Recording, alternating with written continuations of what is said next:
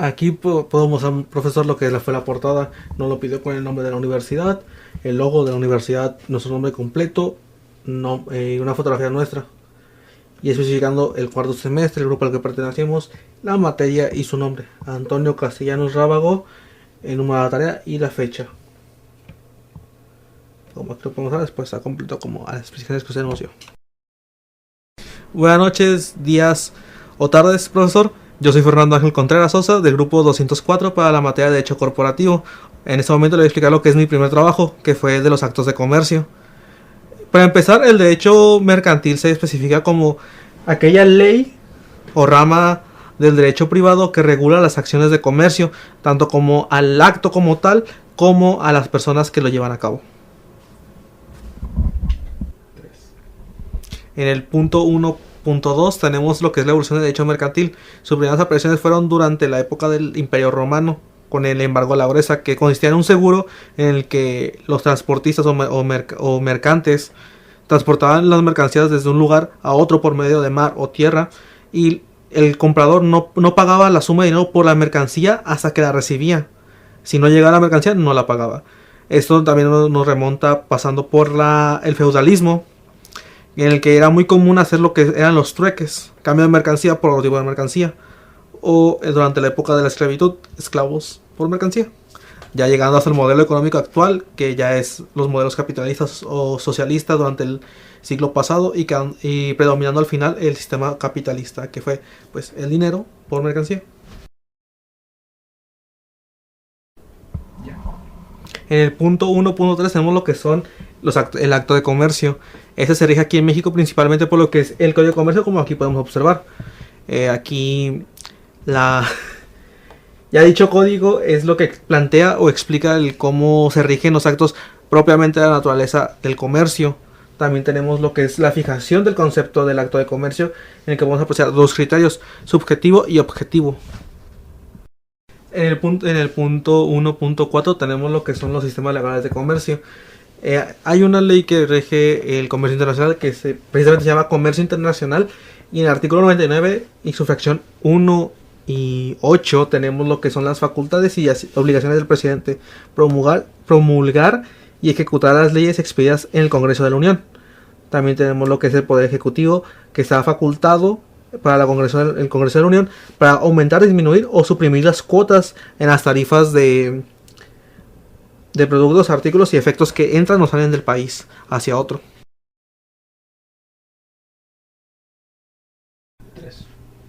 En el punto 1.4.1 tenemos lo que son las indicaciones generales del comercio.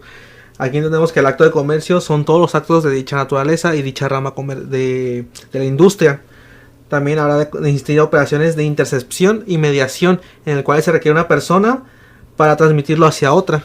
También tenemos lo que es que el acto de comercio se infiere ante todo acto jurídico, ya que para adquirir o enajenarse se necesita lo que es el comerciante entablar algún tipo de relación con otras personas, así como la relación con el derecho. Tenemos lo que es el punto 1.4.2, que son los sistemas de código de comercio. Estos son un conjunto de normas y preceptos que regulan las actividades propiamente dichas y actividades mercantiles. Cada país se rige por uno. El primero que se vio fue en Francia durante el año 1807. Durante el tiempo de que gobernó Napoleón Bonaparte. De ahí se desglosan los demás códigos de comercio, tanto los de Europa como los de Latinoamérica.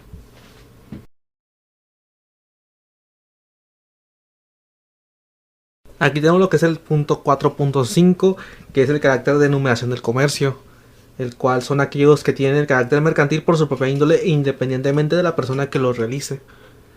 Es un acto de comercio en el que toda negociación de carácter eminentemente comercial, de acuerdo a lo considerado por la ley.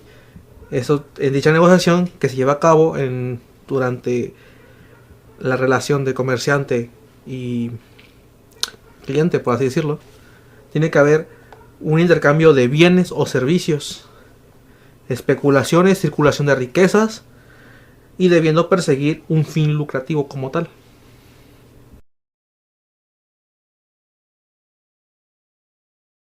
En el punto 1.4.6 tenemos lo que es la naturaleza jurídica de los actos de comercio. Por su naturaleza tenemos entendido que los actos de comercio son aquellos que producen modificaciones patrimoniales en virtud de adquisición o transmisión de bienes, ya sea por la venta, permutas o cesiones de cosas muebles, materiales e inmateriales.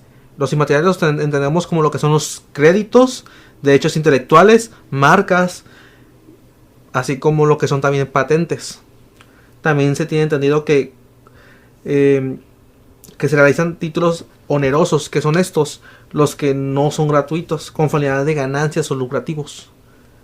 También se estipula que entre esas cosas está la compra o venta de monedas metálicas, las acciones de compañías, títulos de fondos públicos y los papeles de crédito comerciales. Aquí tenemos lo que es el punto 1.4.7, lo que es la calificación de actos de comercio. Los actos de comercio como tal son los actos de comercio que se regulan precisamente por lo que es el código de comercio. En su artículo 75, que por default todos los demás serán no comerciales y serán regulados por el Código Civil. Ya por último de esta unidad 1 tenemos lo que es el punto 1.4.8, que es los actos de comercio mixtos. Si los actos de comercio suelen ser objetivos y subjetivos y pueden ser de comercio por una parte y no por la otra. También es posible su coexistencia con el acto de comercio a los efectos de la naturaleza y de las obligaciones que genera y de la jurisdicción y la competencia ante la cual son sometidos. Por consiguiente puede consistir por un lado de comercio de naturaleza dual, civil y mercantil, por la ley permitida, razón por la cual se le denomina acto de comercio mixto. Concluyendo la unidad 1, tenemos lo que es mi dibujo de la unidad, en el cual toma el concepto del acto de comercio, tomando en cuenta lo que es la adquisición de bienes. En este caso, este chico se llama Sergio, el cual está comprando a la agencia directamente con el asesor de compras, que se llama Samuel. Está comprando lo que es su primer auto. Y pues aquí está, aquí lo pueden ver. En esta parte damos inicio a lo que fue la unidad 2, el comerciante. Tenemos el punto 2.1, que es el comerciante general. El comerciante es la persona que comercia, el quien lleva a cabo el acto de comercio.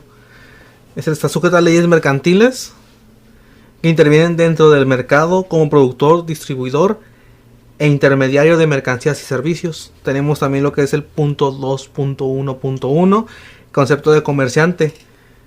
Según lo que es el derecho mercantil, los comerciantes son individuos o físicos y colectivos como las sociedades nacionales y las extranjeras.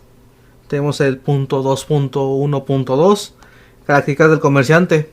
En aras de una mayor síntesis y comprensión del término comerciante, presentamos una lista de características propias del objetivo, que son la capacidad legal y jurídica para ejercer dichas actividades mercantiles.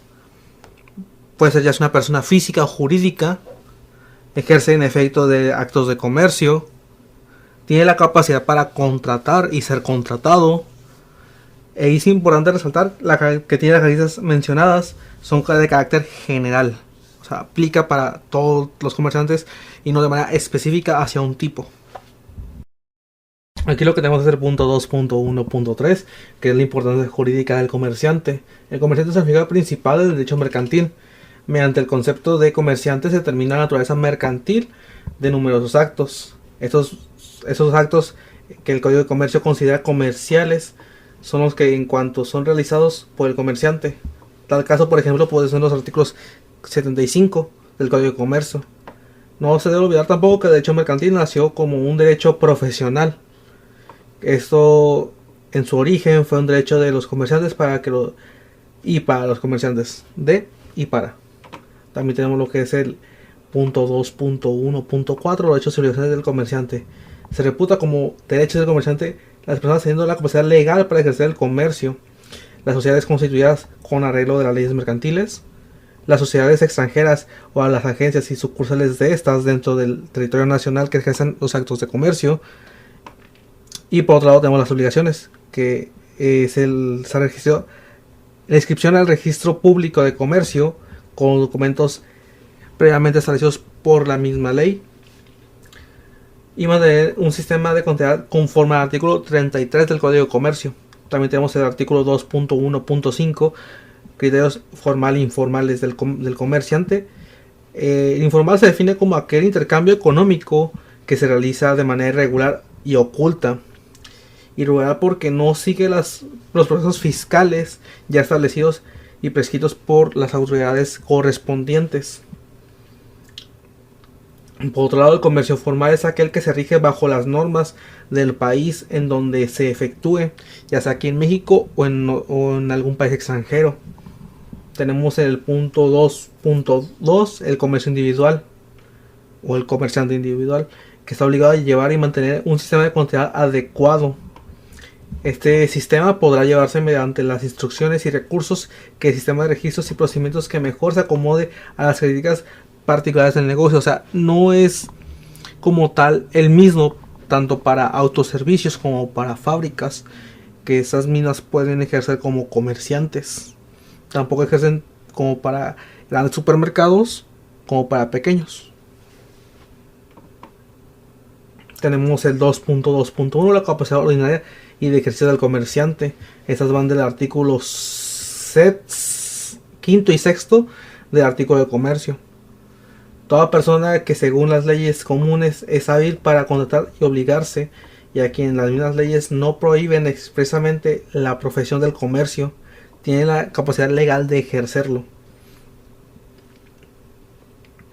Mientras que el artículo 6.6 bis, los comerciantes deberán realizar sus actividades de acuerdo a sus honestos en materia industrial o comercial, como previamente lo había yo comentado. Por lo que se abstendrán a realizar actos que competan desleal, que crean confusión por cualquier medio, ya sea por actividades industriales o las comerciales que ejerzan, desacrediten mediante aseveraciones falsas el establecimiento de los productos o la actividad industrial y comercial de cualquier otro comerciante. O sea, no pueden perjudicar directamente su competencia. Tenemos el punto 2.2.2. Vaya. Impedimentos para ejercer el comercio. Aquí es quienes no pueden ejercer el comercio. Es estipulado en el artículo 2 del Código de Comercio, que son los corredores, los quebrados que no hayan sido rehabilitados, los que se sentencia ejecutoria hayan sido condenados por delitos contra la propiedad, incluyendo en estos la falsedad, el peculado y la concesión. Esta limitación, ¿a qué se refiere? A la fracción anterior, que comenzará a surtir sus efectos a partir de que cause ejecutar la sentencia respectiva y durará hasta que se cumpla la condena. O sea, no puede ser antes de esa fecha. Aquí tenemos el concepto 2.3, que son los auxiliares de comercio. Aquí tenemos dos variantes que son independientes. ¿Esos cuáles son? Son auxiliares independientes los que prestan servicios al comerciante en sus operaciones. Estos pueden ser comisionistas, agentes de comercio, corredores públicos, agentes aduanales y contadores públicos. Estos no dependen directamente del comerciante, mientras que por otro lado tenemos lo que son los dependientes, empleados directos del comerciante que dependen directamente de él. Bajo la dirección dependen de su sueldo y los salarios que se les pague. Si bien en factores independientes, empleados, agentes de ventas, y estos son bajo el artículo 309 del Código de Comercio. Dice que reputarán factores los que tengan la dirección de alguna empresa o establecimiento fabril o comercial que estén autorizados para contratar respecto a los negocios concernientes a dichos establecimientos. También tenemos lo que es el 2.4, los dependientes del comercio. Aparte de los factores mercantiles, existen otras personas que el comerciante principal emplea para que le sean bajo sus órdenes, que son prácticamente los que mencionamos anteriormente, ya que son subordinados del comerciante y tienen un pago de un salario directamente de este. Esas personas son los dependientes u operarios sin facultades administrativas ni de posesiones para el comerciante. Y aquí tenemos lo que es el dibujo de la unidad. Aquí son dos chicos de los cuales están en un mercado discutiendo qué es lo que quieren comer. De este lado tienen un puesto de churros y de este lado un puesto de frutas. Tomé lo que fue el concepto del comerciante para realizar este dibujo.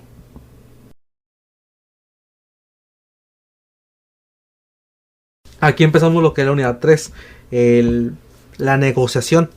Aquí tenemos el punto 3.1, el concepto de la negociación, que es un proceso y técnica para el intercambio de información y compromisos. En este proceso, dos o más partes con intereses comunes y otras partes que tienen diferencias intentan llegar o lograr un acuerdo. También en ese sentido, las negociaciones suelen tomar forma de un diálogo entre partes, donde cada parte está interesada en lo que la otra parte tiene o puede aportar a dicho acuerdo. También tenemos el punto 3.2, elemento de la negociación mercantil, lo que es la clientela. Una buena organización, comprensión de los hábitos y usos públicos, listado de nombres, direcciones de los proveedores, consumidores y buenos servicios prestados por el personal son los factores que constituyen esta rentabilidad especial. O sea, el cómo atraemos los clientes. El derecho a arrendamiento, normalmente si una o más premisas no pueden haber negociación en la que los elementos físicos que constituyen la negociación encontrarán un lugar y desarrollarán en ellas propias actividades. Si el propietario de la negociación obtiene el derecho de uso de la casa a través de un contrato de arrendamiento, sus intereses pueden entrar en conflicto con el propietario de la propiedad durante la vigencia del contrato o al final de la negociación. Tenemos la propiedad intelectual. En el desarrollo de las actividades de la negociación empresarial es necesario utilizar números específicos protegidos por la ley para hacer las negociaciones comerciales de sus productos o servicios sean únicos para lograr el éxito esperado. O sea, el esperar que nuestra marca o nuestro producto sea único y no pueda ser imitado fácilmente. Y si llega a ser imitado, que nos paguen las regalías correspondientes hacia el nuestro. El personal. Para que la negociación se desarrolle con normalidad, es necesario que un grupo de personas coopere, sus servicios se presten de acuerdo con la relación jurídica del titular de la negociación y la mayoría de las veces constituye una relación laboral. Tenemos el 3.2.1, enumeración de la negociación. Incluye aquellas actividades comerciales que no estén específicamente previstas en la ley, pero que son esencialmente mercancías y artículos comerciales como actividades clasificadas, y el estándar para la determinación de un negocio como actividad empresarial se deriva de la clasificación del propio objetivo de la explotación. También tenemos el punto 3.2.2, la clientela y avío. Aquí lo que fue la clientela es el término que se utiliza para distinguir a un grupo de personas naturales o jurídicas que mantienen una relación estable con una empresa de componente económico y generalmente incluye la demanda de bienes y servicios a cambio de precios. O sea, el intercambio de dinero, bienes, dinero, servicios. El avío, según el diccionario de la Academia de Ciencias en Estados Unidos, eso se refiere a un préstamo de dinero o propiedad otorgado por agricultores, ganaderos o mineros. En México también se le utiliza para concretar contratos de autorización o liquidación de acuerdo al artículo 321 de las normas generales de valores de crédito y la ley operativa. Tenemos el 3.2.3, el derecho de arrendamiento. Cuando las partes de un contrato de arrendamiento asumen obligaciones mutuas, una de las partes acepta permitir el uso o disfrute temporal de algo y la otra paga por el uso o disfrute de un precio determinado. Normalmente eso se utiliza cuando son naves industriales o son vehículos, principalmente los vehículos de transporte de mercancías, que son los camiones o trailers, como normalmente los conocemos. Tenemos el punto 3.2.4, prórroga del arrendamiento. La prórroga de un contrato de arrendamiento es un documento escrito en el cual el inquilino de la propiedad inmobiliaria le deja saber al propietario su intención o deseo de continuar ocupando la propiedad arrendada por un periodo de tiempo específico. Si el periodo de validez del contrato o cualquier prórroga del mismo ha transcurrido después del periodo del contrato al menos 3 años, ninguna de las partes notificará a la otra parte al menos 30 días antes de esa fecha y no renovará el contrato, y el contrato tendrá prorrogable un año. También tenemos lo que es el punto 2. El punto 3.2.5, propiedad industrial. Se trata de un conjunto de derechos exclusivos que una persona puede tener sobre invenciones, diseños industriales o signos singulares. Existen varios tipos de derechos de propiedad industrial, cada uno con su propia legislación. Esos son los siguientes, que lo que son las marcas o nombres comerciales, que son aquellos que conocemos como Coca-Cola, Pepsi, Lala. Las patentes o invenciones, que es prácticamente cuando alguien crea algo nuevo o lo diseña, como aquí propiamente lo tenemos. Los diseños industriales se hace ya como los planos de una casa, de un teléfono, una computadora nueva que va a salir al mercado. Aquí tenemos propiamente el 3.2.6, el nombre comercial. Identificar la forma en la que los emprendedores, ya sea personas físicas o jurídicas, desarrollan sus actividades empresariales para distinguirlos de otras actividades similares o idénticas que realicen otros empresarios. La marca no identifica los productos o servicios de las empresas, sino la empresa en sí. Tenemos el 3.2.7, el nombre del comerciante individual. Los comerciantes individuales son personas físicas que tienen la capacidad legal de ejercer el comercio. Hacen de él una ocupación ordinaria según el artículo 3, fracción primera del artículo de comercio. Tienen lo que es la capacidad de ejercicio, la profesión de comerciante, que la fracción primera del artículo 3 del Código de Comercio dispone que es una necesidad que una persona física haga del comercio su ocupación ordinaria. Aquí tenemos el punto 3.2.8, marcas, patentes y certificados de invención. La marca es cualquier logotipo o medio, básicamente un gráfico que utiliza para distinguir el producto o servicio de una persona, del producto o servicio igual o similar de otra persona en el mercado. ¿Eso qué es? Que el logo de Coca nada más lo pueden tener los artículos oficiales de esa marca, de esa empresa. Ya otra persona que quiera utilizar ese logo en otro producto no puede. Lo que son las patentes. Las patentes es el certificado que otorga el Estado al inventor y cuya obtención confiere un monopolio en la explotación temporal de dicho producto. Las patentes ya se aplica ya sea a medicamentos, nuevas invenciones de artículos electrónicos, a nuevos productos dentro de la industria comestible. Se paga por el derecho exclusivo a la fabricación de estos productos. Ya si alguien más quiere fabricar dichos productos, tiene que pagar regalías hacia quien es dueño de la patente. Certificación de invención. A través de este documento, la autoridad competente de un país otorga oficialmente derechos de invención y propiedad industrial relacionados con el contenido aprobado del documento. Incluye el registro de marcas, las patentes, los derechos otorgados en relación con el registro, la cesión u otras formas y solicitudes de patentes de invención. ¿Eso qué es?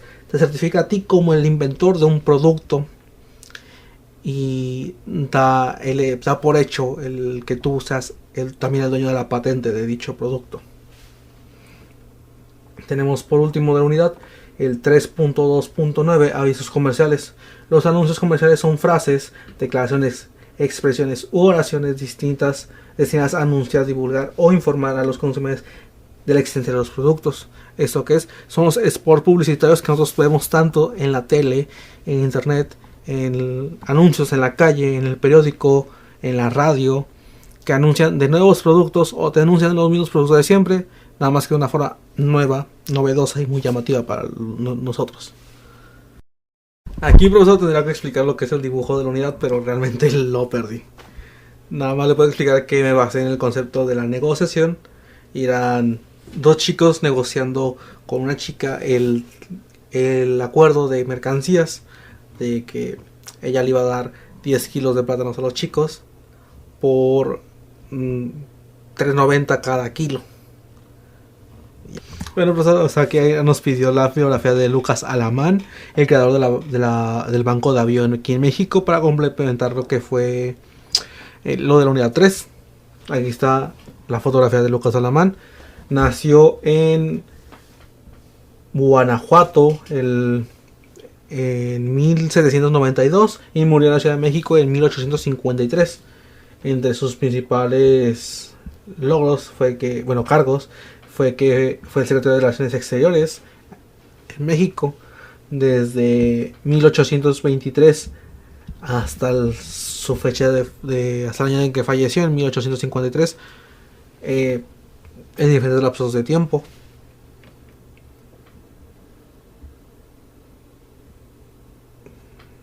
Ahí va a hacer un corte. Y como mencioné anteriormente, fue el creador del Banco de Avión aquí en México, estableciéndolo el 16 de octubre de 1830.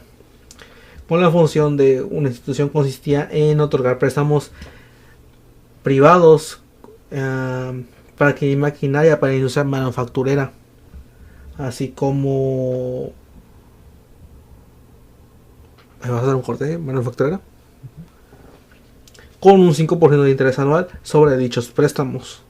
En sus 2 años, básicamente, la industria algodonera, aunque algunos historiadores consideran que el Banco de Avión cosechó pocos maíces y muchos fracasos. Se cree que fue algo malo, pero que de cierta manera ayudó a la economía del país durante el tiempo que duró este tipo de banco. Aquí tenemos lo que es el punto 4.1 del título de crédito, el concepto de títulos de crédito. Son documentos que registran y acarrean el ejercicio de un derecho privado. Solo quienes disponen del documento, por lo tanto, pueden ejercer el derecho en cuestión. Cada título de crédito está formado por un valor específico y por el soporte que la registra. Ambas componentes son indispensables para dicho documento. Tenemos el 4.2, la denominación de los títulos de crédito. Es cómo están clasificados, por el cual se pueden emitir. Están los de crédito de origen público y privado, los de créditos nominativos a la ley y el portador, individuales y seriales, únicos y con copias o plurales, simples y complejos, de pago y de crédito, principales y accesorios. Tenemos el 4.3, diferencias entre los títulos de crédito. Aquí tenemos principalmente diferencia en tres. El único que se acepta de interés es el pagaré. El único que puede ser al portador es el cheque. Solo en el cheque el suscriptor y el beneficiario pueden ser el mismo. O sea, quien lo emite y quien lo puede cobrar. Así como tal, el cheque se puede revocar. Los títulos de crédito principalmente son 3. La letra de cambio, el pagaré y el cheque. Los 3 se pueden endosar. Los 3 pueden manifestar una obligación. Sus características son autonomía, naturaleza, ejecutoria, literalidad, legitimación, circulación e incorporación. Todos tienen un beneficiario como tal. Tenemos el 4.4, características esenciales de los títulos de crédito, incorporación y la legitimación. La incorporación viene de la inclusión del derecho en el documento, es decir, que el título tiene el derecho porque ese se concede en el documento. La legitimación consiste en la propiedad que tiene el título de crédito de facturar a quien lo posee. Literalidad: cuando se crea el documento que emerge a la superficie del negocio casual o negocio subyacente. Se redactan términos que ya no pueden ser modificados o cambiados, ni saber nadie que puede hacerlos cambiar. La autonomía nace desde el momento en el que es redactado y su suscripción original le pone en movimiento y la entrega a un beneficiario. Abstracción: al principio de la abstracción consiste precisamente en el que las excepciones casuales no son oponibles a los títulos de crédito. Aquí procedemos a lo que es el 4.5, la cancelación de los títulos de crédito. Iniciar el procedimiento de la cancelación, que el que sufrió la disposición involuntaria del documento, cambiarlo, debe acudir en vía de jurisdicción voluntaria ante el juez del lugar, el que se ve obligado a cambiarlo. Debe cumplir las prestaciones a que da derecho el título de crédito. Y pues aquí podemos observarlo todo lo que es el procedimiento. Todo esto también se puede reflejar en la ley que lo valida. Aquí tenemos lo que es el punto 4.6 de los títulos al portador y nominativos. Los títulos de valores al portador son aquellos que reconocen un derecho a favor de la persona indeterminada que posee el documento.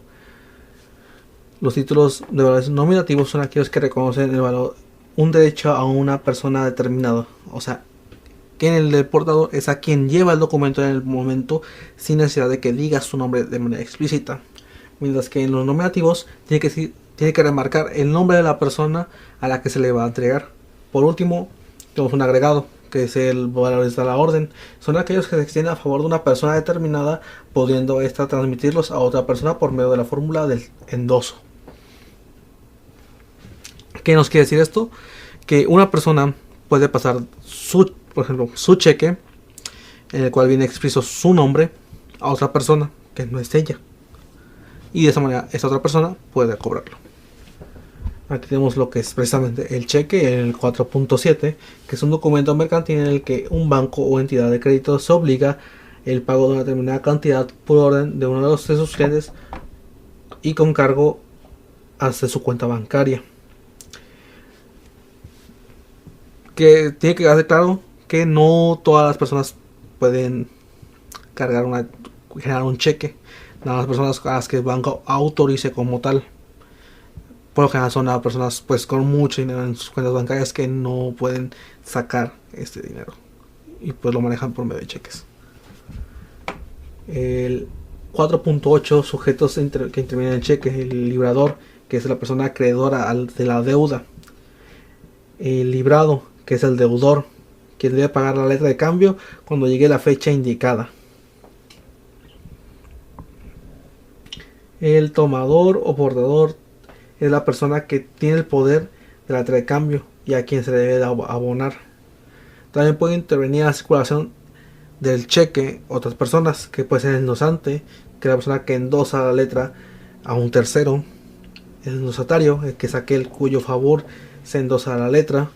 Y el avalista, que es la persona que garantiza el pago de la letra, el pago del cheque en este caso. Tenemos el 4.9, las formaciones especiales del cheque. El cheque cruzado, el cheque que abona una cuenta, el certificado, el de caja y el de viajero. El 4.10 tenemos los requisitos legales del cheque. El cheque debe contener la mención del cheque, que tiene que checar que el documento es un cheque en el documento del texto, el lugar, la fecha en la hora en la que se expide, el orden incondicional de pagar una suma de determinada dinero, el nombre del librado, el lugar de pago y la firma del librador. Sin la firma es imposible que el librado pueda pues pagar, cobrar este documento. El pagaré es un documento que supone la promesa de un pago de alguien. Este compromiso incluye las condiciones que promete el deudor de cara a la contrapartida, que es el acreedor. Tenemos el 4.12, sujetos que intervienen en el pagaré. Básicamente el pagaré se formaliza en dos partes, el deudor y el acreedor. 4.13, requisitos legales del pagaré. Debe constar por escrito de los títulos de documento que se trata de un pagaré, el compromiso incondicional de realizar el pago anotado en la cantidad fija, ya sea en euros o una moneda internacional equivalente. Puede ser el dólar, en el caso de nosotros puede ser la moneda nacional que tenemos en curso, que es el peso. El lugar elegido para el pago en el que tenga lugar, indicación del nombre del tenedor o destinatario, la fecha y lugar en el que se afirma el compromiso, firma personal de la persona suscrita que se compromete a pagar. El 4.14, la letra de cambio. La letra de cambio es un documento de cobro en donde se ordena el pago de una determinada suma de dinero en la fecha de vencimiento. Se utiliza como medio de pago y garantía financiera. 4.15, sujetos que tienen la letra de cambio. Eso puede ser el librador, que es la persona acreedora a la deuda y quien emite la letra de cambio. El librado, que es el deudor, a quien se le debe pagar la letra de cambio cuando llegue la fecha indicada o de vencimiento. Y el tomador, tenedor o beneficiario, que es la persona que tiene en su poder la letra de cambio y a quien se le debe abonar. También puede intervenir en el dosante, en el notario y el avalista, que anteriormente mencioné. El 4.17, requisitos legales de la letra de cambio. La denominación de la letra de cambio tiene que estar insertada en el mismo texto del título. La orden de pagar la suma determinada. La suma determinada, como aquí pueden ver. Nombre, apellido y dirección de quien debe pagar o el librado. La fecha de vencimiento del documento. Fecha fija, el día de vencimiento en el que se conste la letra de cambio. A un plazo de la fecha de vencimiento. El avalista y a un plazo desde la vista, que la letra será pagadera cuando transcurra el plazo establecido en el documento que se acepta. Lugar donde el pago debe efectuarse, apellido y nombre de la persona que debe hacer el pago, lugar y fecha donde se emitió la letra, firma del que gira o emite la letra. 4.7, la aceptación de la letra de cambio. La aceptación de la letra de cambio supone la declaración del librado en la propia letra de cambio, asumiendo de forma incondicional la obligación de pago contenida en la misma fecha de vencimiento.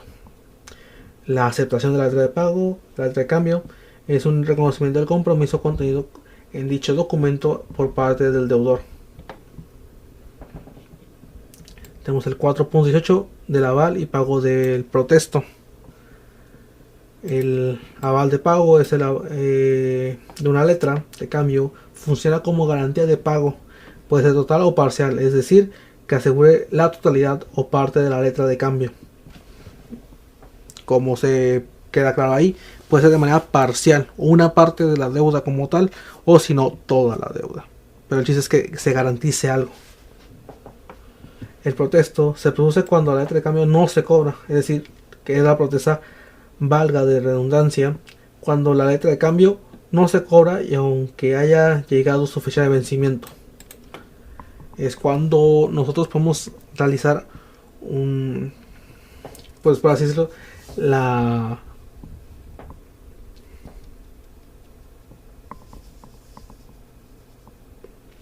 vamos a exigir el pago de lo que se estableció en el documento.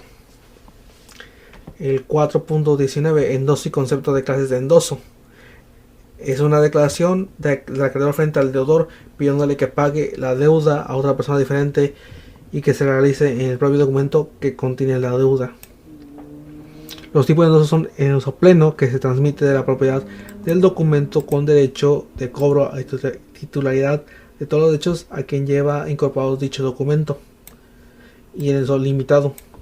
Este es utilizado para alcanzar el fin de simplemente cobrar en nombre del acreedor por imposibilidad de acudir el mismo. O sea, se puede cobrar mediante un representante sin necesidad de estar ahí. Y por último tenemos el 4.20, acciones mercantiles y concepto de clases. La acción es indispensable al hablar de una sociedad anónima, ya que puede o no puede hablarse de sociedad anónima sin hablar de la acción. Existen diferentes clases de acciones, comunes u ordinarias, preferentes, de voto limitado, convertibles, de industria y libradas. Y pues aquí tenemos lo que es el dibujo de la unidad. Aquí utilicé lo que fue el concepto de cheque. En el dibujo, no sé si se alcanza a ver, tenemos a un chico que va saliendo del banco cobrando su primer cheque de nómina. Ahí muy feliz. Ya.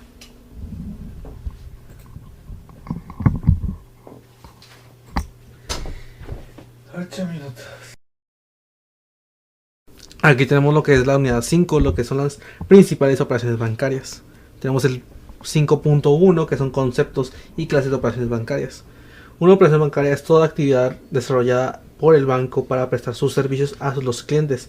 Por ende, hace referencia a cualquier actividad que desarrollada por un banco preste servicios a los clientes de este. Los tipos de operaciones bancarias son las siguientes: operaciones activas, que son aquellas en la que la entidad las que entrega el crédito el cliente; operaciones pasivas, que son las que los clientes entregan su dinero al banco; y operaciones neutras, aquellas por las que el banco no recibe ni cede ningún tipo de capital. Tenemos el 5.2, análisis de las operaciones pasivas bancarias. Son la aceptación y admisión de capitales ajenos por los que se paga intereses al cliente, y a su vez estos capitales se colocan a través de préstamos por los cuales se cobran intereses con los suficientes para cubrir lo que se le debe de pagar al inversionista y la diferencia a favor del banco. Su finalidad consiste en obtener capitales ociosos o con un pequeño rendimiento para hacerlos trabajar e invertirlos lucrativamente o con mayor beneficio del que antes se conseguía. 5.2.1, el depósito bancario y su clasificación. El depósito es una operación en la que una entidad financiera custodia el dinero de un cliente. Estos se dividen en depósito bancario a plazo, depósitos bancarios a la vista, depósitos regalo, a intereses variables y depósitos estructurados. 5.2.2, la emisión de obligaciones y otros títulos. La emisión de obligaciones es la creación y puesta en circulación de un título de valor que adquiere un tercero abonado su valor.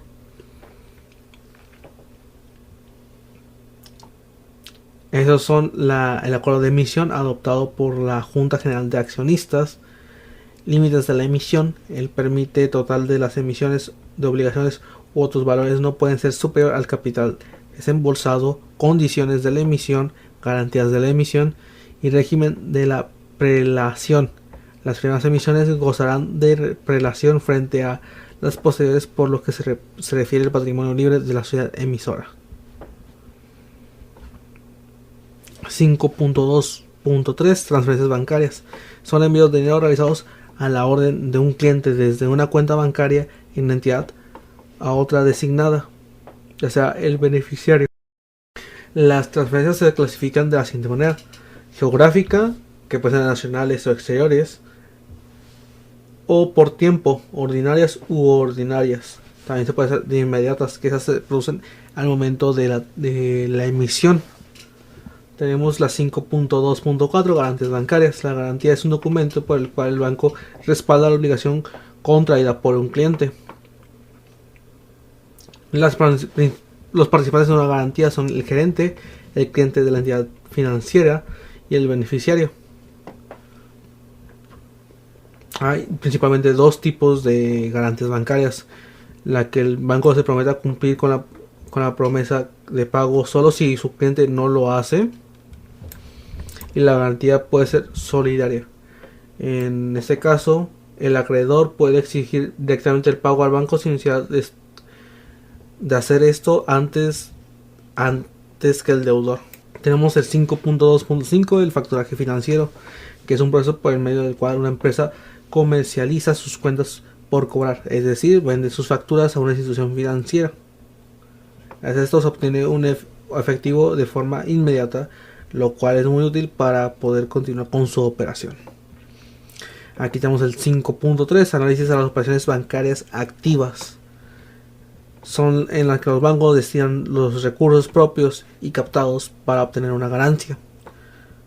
Estas son las principales operaciones activas: préstamo curografario, que es sin garantías; el préstamo prendario con garantías específicas; el préstamo hipotecario con garantías inmobiliarias; cartas de crédito, orden de pago, tarjetas de crédito y descuentos de documentos.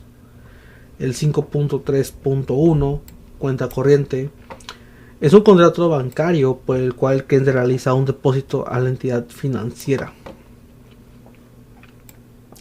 El 5.3.2, carta de crédito, que es un documento por el cual el banco se compromete en nombre del comprador de pagar al vendedor una cantidad específica de dinero en moneda acordada, de manera en la que puede ser en moneda nacional actual en circulación o puede ser alguna moneda extranjera, ya sea euro o dólar, principalmente siendo el dólar la moneda en la que más se puede realizar esas transacciones, ya que es más sólida y más estable.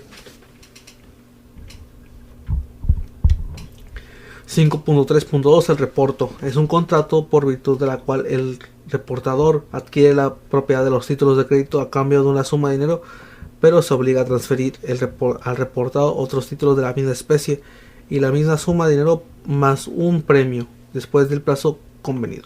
Las características son que es un contrato real que se perfecciona por la entrega de los títulos.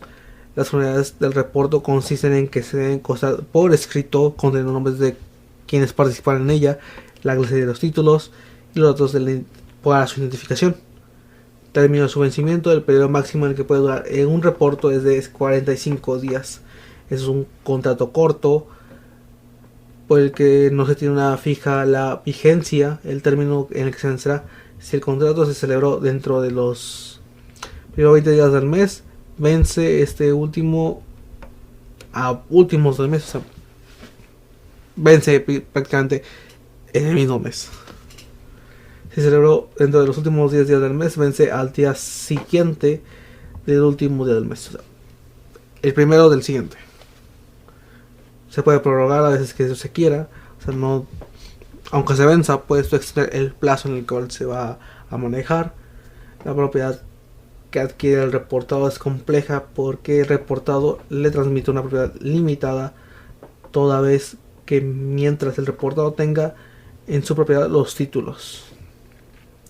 5.3.4 El contrato de apertura de crédito es un contrato por el cual la entidad crediticia de ordinario banco se obliga a tener a disposición de una persona sumas de dinero dentro del límite pactado por un tiempo fijo y determinado.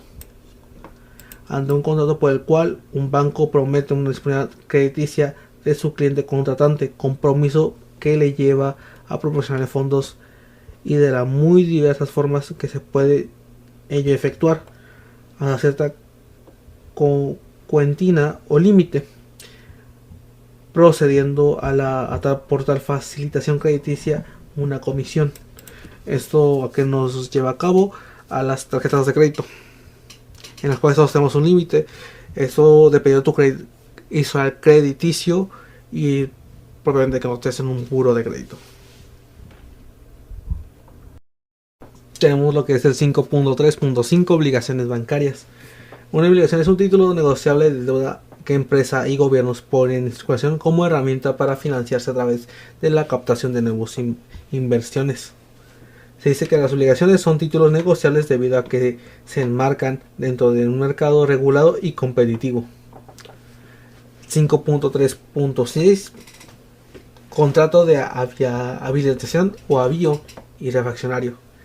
El contrato de habilitación o avío es un convenio por el cual el acreditante se obliga a poner una suma de dinero a disposición del acreditado y este a su vez queda obligado a invertir el importe del crédito precisamente en la adquisición de materiales primas y materiales indirectos, en el pago de los jornales y salarios y gastos directos de explotación indispensables para los fines de la empresa. También se podrá pactarse con el contrato de crédito refaccionario que parte del importe del crédito se destine a cubrir las responsabilidades fiscales que pesen sobre la empresa del acreditado o sobre los bienes que éste use como motivo de la misma. Tenemos por último de la unidad 5 el 5.3.7 que es el arrendamiento financiero. Es el alquiler de un bien con derecho a compra al final del contrato. Esto que puede ser, por ejemplo, el arrendamiento de una camioneta o de un camión, que al momento de que se vence el plazo tenemos la opción de comprarlo a un precio mucho más bajo del que al principio del contrato de arrendamiento. Sus ventajas no necesitan realizar grandes inversiones en las compras de activos. Pueden renovarse periódicamente al término del contrato. Esa es la principal ventaja que tiene. Tiene la consideración de gastos pagos por alquiler, por lo que se pueden deducirse esos costes. Sus principales ventajas son que no tiene el bien de la propiedad. No se obtiene hasta el momento en el que se decide comprar al final del contrato de arrendamiento. Mientras se tiene el arrendamiento, no se obtiene el bien como tal.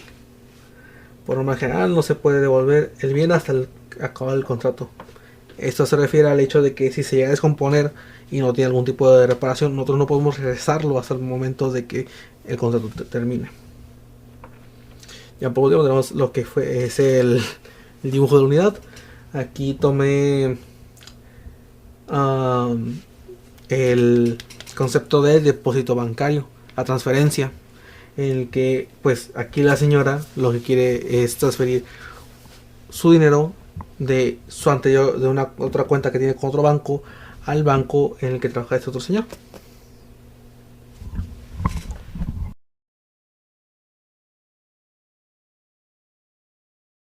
En la unidad 6 tenemos el fideicomiso. En el punto 6.1 tenemos el concepto, que es una disposición establecida por un testamento por la cual se establece un orden para heredar toda o por parte de la herencia. Se impone el primero que da la obligación de conservar y transmitir al heredado a otra persona establecida en el testamento. 6.2 Antecedentes del fideicomiso. La historia de esa figura del derecho mercantil se puede hacer hasta la antigua Roma, donde según los diversos historiadores se recurría a esta figura para poder dar alimentos a las concubinas y a los hijos nacidos fuera del matrimonio. En México se remonta al siglo XX. En ese siglo el fideicomiso ha estado presente en la forma práctica y en nuestros sistemas bancarios de una u otra manera, pero fue sino hasta 1926 cuando se publica la primera ley sobre la materia. Sin embargo, en 1932, unos años después de la revolución, el fideicomiso inicia una fructífera labor bancaria a fecha continua, y que una vez más se designa la ley suplementaria por la ley de instituciones de crédito reciente.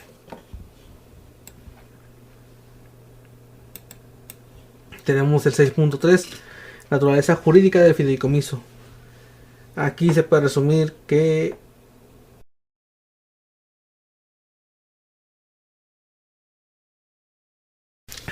naturaleza jurídica del fideicomiso. Se establece que su naturaleza es contractual, eso a partir del 13 de junio del 2003. Tenemos el 6.4, elementos formales y personales del fideicomiso. Por el lado de elementos formales tenemos la finalidad, que constituye el propósito o la meta que el fideicomitente desea alcanzar. Contrato de constitución, es para la constitución de un fideicomiso que sea constar siempre por escrito, es decir, en un contrato que sea validado por un notario público.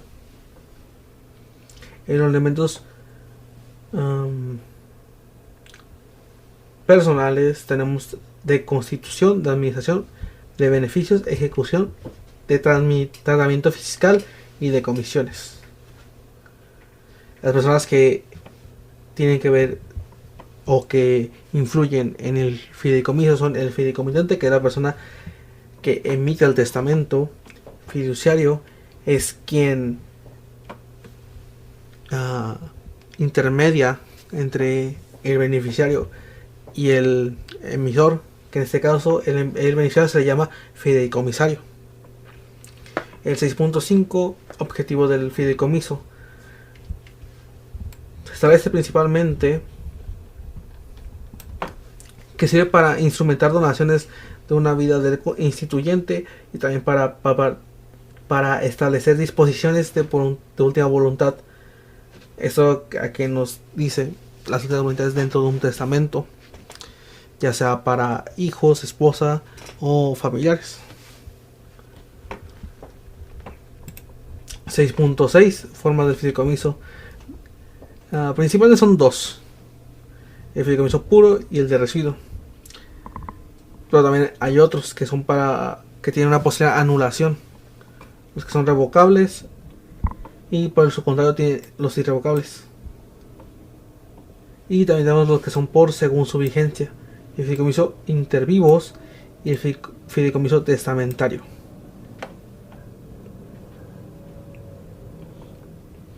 El 6.7, plazo de fideicomiso. Si se pacta un plazo superior, se reduce el tiempo máximo previsto. Se cumplirá la condición o pasado 30 años desde el contrato sin haberse cumplido, cesa el fideicomiso y los bienes se deben transmitir por el fiduciario a quien se designe en el contrato. O sea, un fideicomiso no puede durar más de 30 años. Pero hay casos en los que si son para bienes públicos, puede ser 50 o 60. 6.8 Fideicomisos prohibidos. Según el artículo 394 quedan prohibidos los fideicomisos secretos, aquellos en los cuales el beneficiario se condena a diversas personas sucesivamente que deban substinuarse por muerte del anterior. Aquellos cuya duración sea mayor a 50 años. Eso ya sea para el caso de bienes hacia un familiar o, como dije anteriormente, hacia un bien público, como fue lo de la escénica de Ensenado. 6.9 Formas de extinción del fideicomiso. Según el artículo 392, el fideicomiso se extingue por la razón del fin de el cual se constituyó. Por haberse es imposible. Este segundo punto se puede dar en el caso de la muerte del beneficiario, ya que es imposible pues entregárselo y ya por ende se anula el fideicomiso. Por el imposible del cumplimiento de la condición suspensiva de que dependa, por haberse cumplido la condición resolutoria que haya quedado sujeto por convenio escrito entre fideicomitente, fiduciario y fideicomisario, por revocación en el caso del párrafo final del artículo 386 y en el caso del artículo 392 bis. Y pues aquí tenemos el dibujo de la unidad, que es, tenemos al señor Antonio queriendo realizar su testamento en la oficina del notario público Alfonso.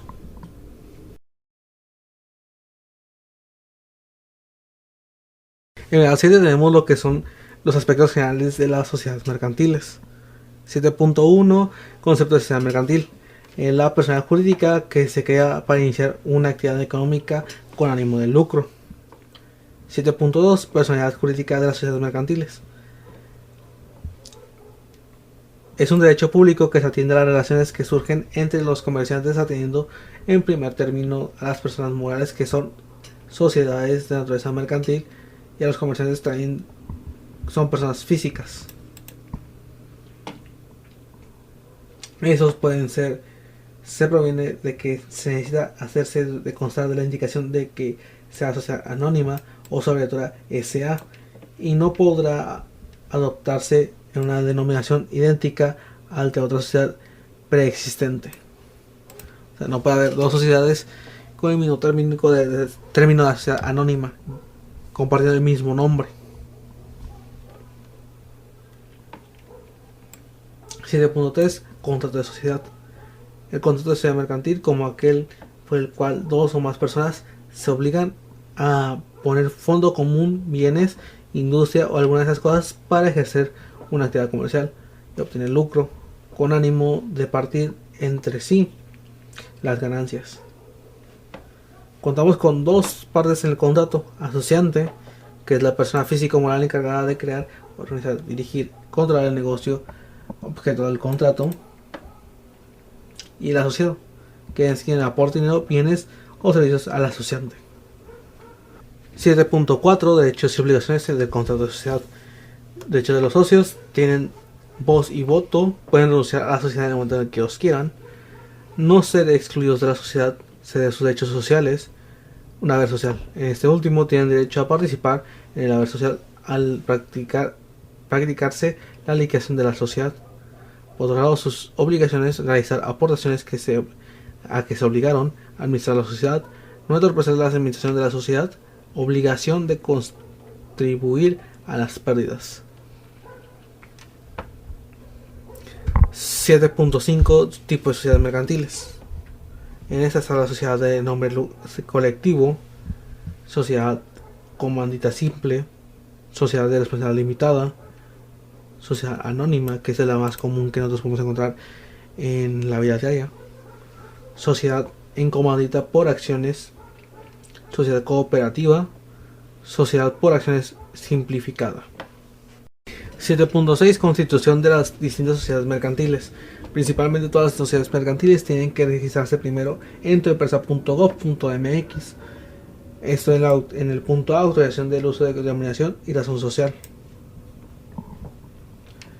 B. Redacción y protocolización de la escritura o póliza constitutiva.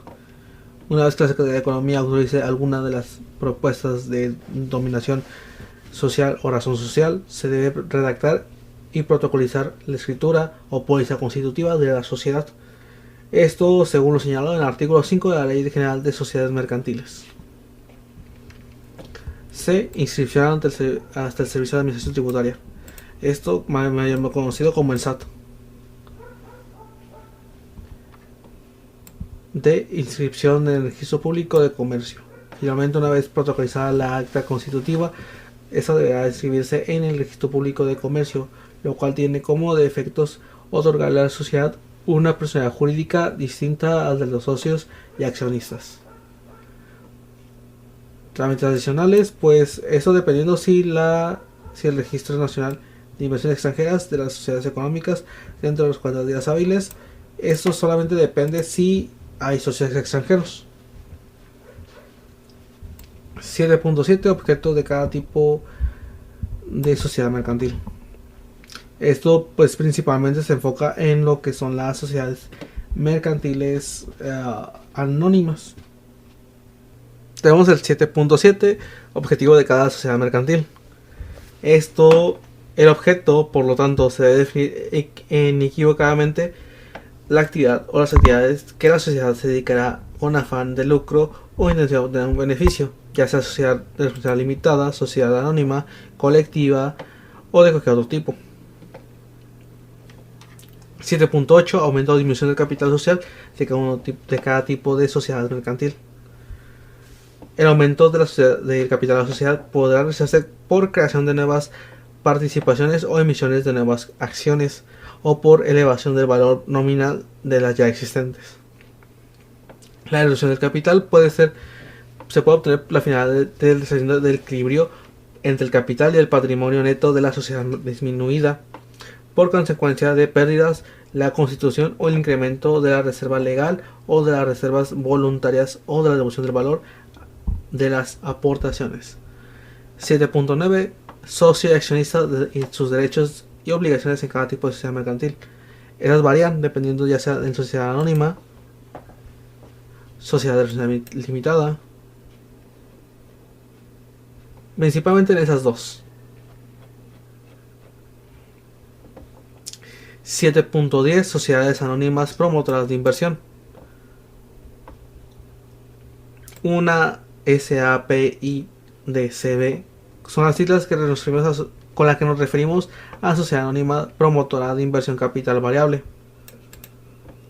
Estas están reguladas por la Ley General de Sociedades Mercantiles, al ser una modalidad de una sociedad anónima de capital variable establecida en las disposiciones especiales contenidas en los artículos 12 al 18 de la Ley del Mercado de Valores.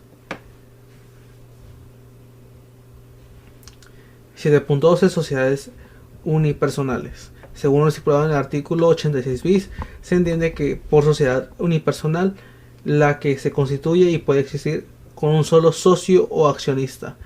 Puede optar por constituirse mediante esa modalidad de unipersonalidad las sociedades de responsabilidad limitada y las sociedades anónimas. En las clases de sociedades unipersonales, las sociedades unipersonales original, la que es constituida por un solo socio. Las derivadas es aquella que es constituida por dos o más socios.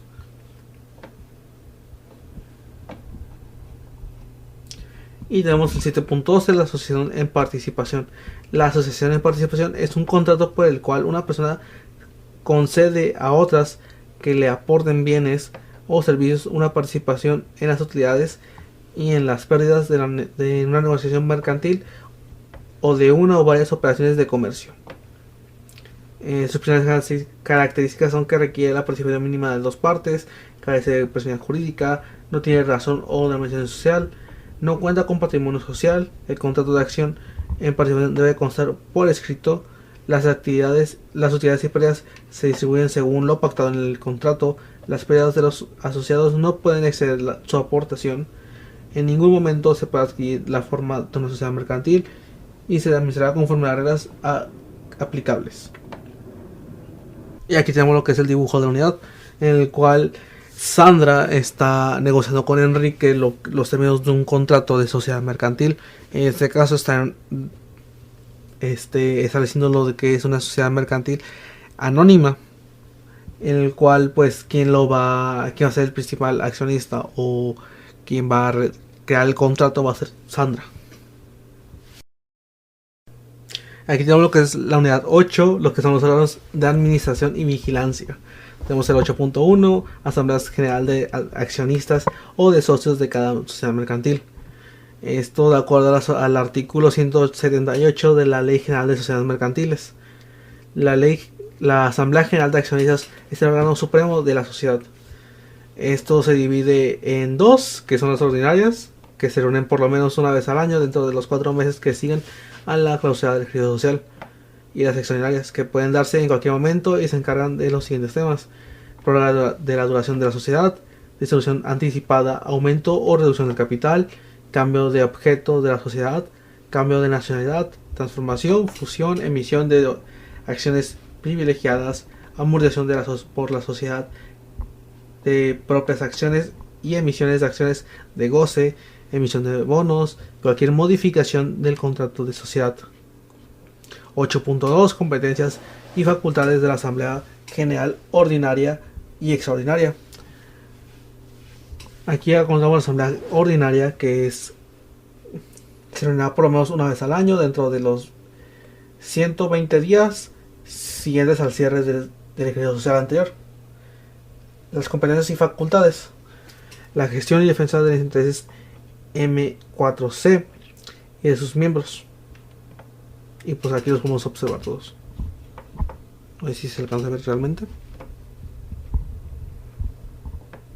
La Asamblea Extraordinaria, competencias y facultades. Aquí las tenemos. 8.3 Naturaleza de los acuerdos de la Asamblea. Se debe distinguir la naturaleza de la Asamblea al negocio constitutivo de la sociedad, y conformándose este último como un contrato plurilateral de la organización con finalidad común, asociativa, del que nace un sujeto de derecho.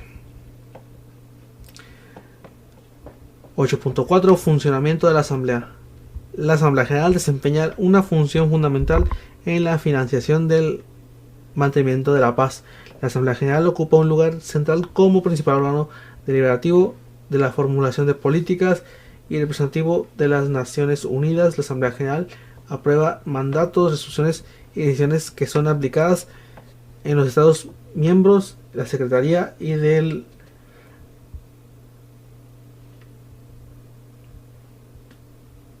pues ahí vas a hacer un corte. 8.4.1 La convocatoria. Corresponde al presidente convocar todas las sesiones de la Asamblea General. La convocatoria de las sesiones extraordinarias urgentes habrá de ser motivada.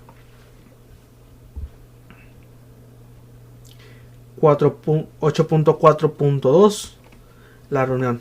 Según el artículo 4, las reuniones de la Asamblea General pueden ser 3 tipos: A. Ordinarias, B. Extraordinarias y C. Extraordinarias de algún carácter urgente.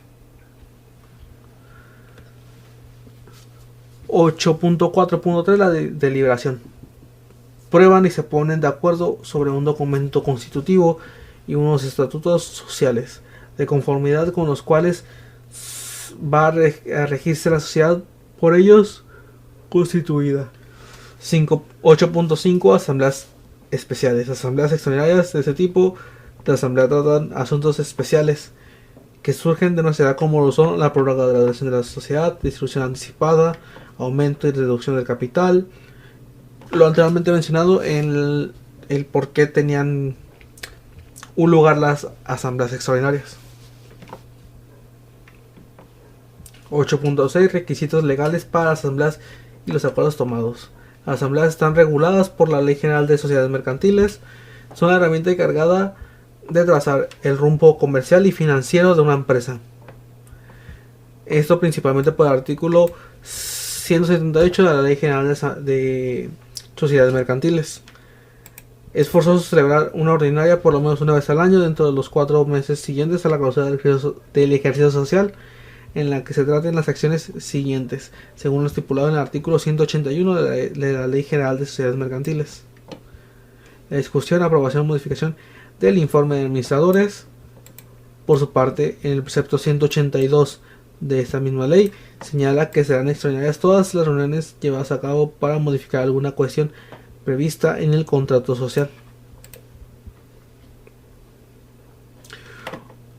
8.7 Órganos de administración de cada sociedad mercantil. Principalmente, pues todas están regidas por lo que es la Ley General de Sociedades Mercantiles. Esto sin ningún tipo de ¿cómo se puede decir? De excepción.